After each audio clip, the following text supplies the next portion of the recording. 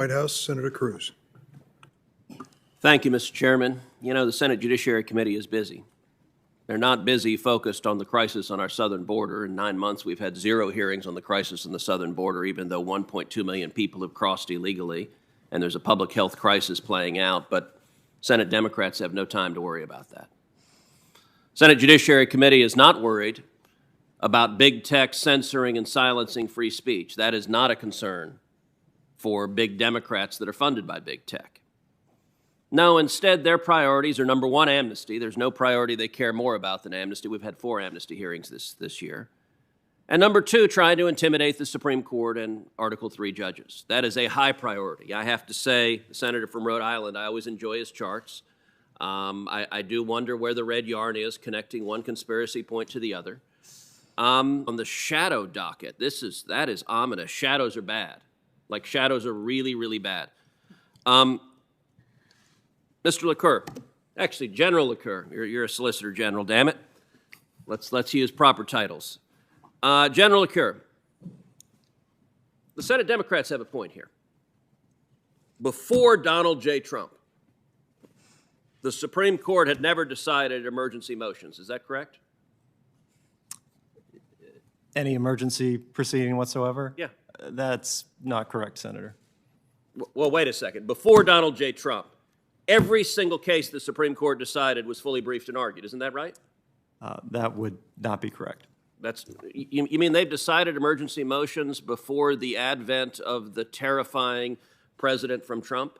Yes, before our 45th president. Professor Mascott, you clerked at the Supreme Court for Justice Thomas. Surely it must be correct that there was no shadow docket and you worked on no emergency matters during your time as a clerk. Is that right? Well, Senator, certainly the orders docket. You've got to turn your mic on.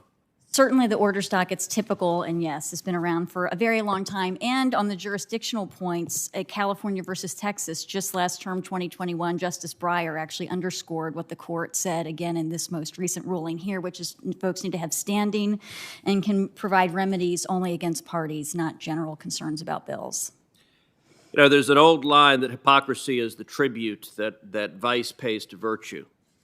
The Democrats are fond of concocting ominous terms. Dark money is one of their favorites, and I mention hypocrisy because the Democrats receive far more dark money than Republicans. So while they're shoveling in hidden money from giant donors, they complain hidden money from giant donors is a terrible thing. And then they come up with a shadow docket, which I suppose dark money ought to cast a shadow, although actually it ought to be light money, I suppose, if it's casting a shadow.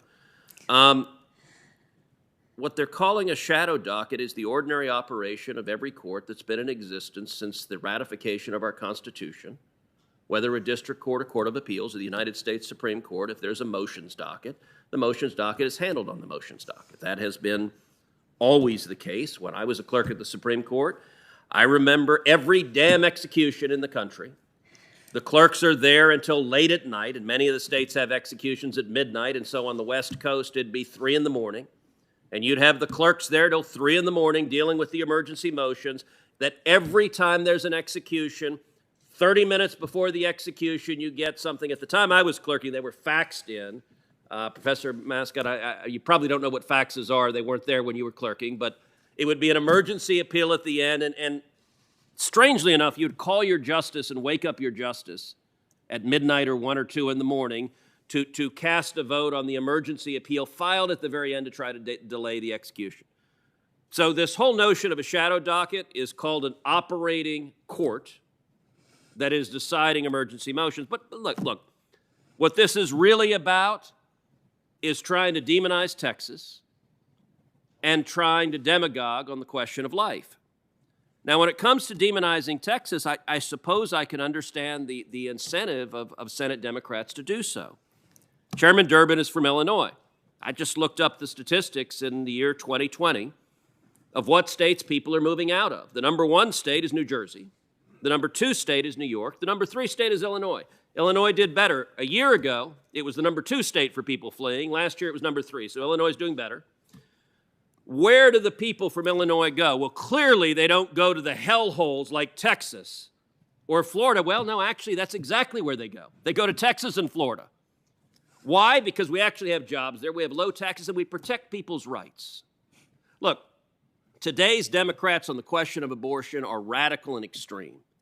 Their position, they support unlimited abortion on demand up till the moment of birth, partial birth abortion, with government funding, with no parental consent, no parental notification. It is radical, it is extreme. 9% of Americans agree with the positions of every Democrat on this committee because they have handed their abortion agenda over to the radical left. Texas made a perfectly reasonable decision to protect life. Life is valuable. You know, I would note the Texas law triggers when the unborn child has a heartbeat. The last I checked, clumps of cells don't have heartbeats. But the extreme Democrats don't want to talk about that, so instead they concoct a hearing on ominous text dockets, all of which is political theater, none of which is addressing the real issues people care about.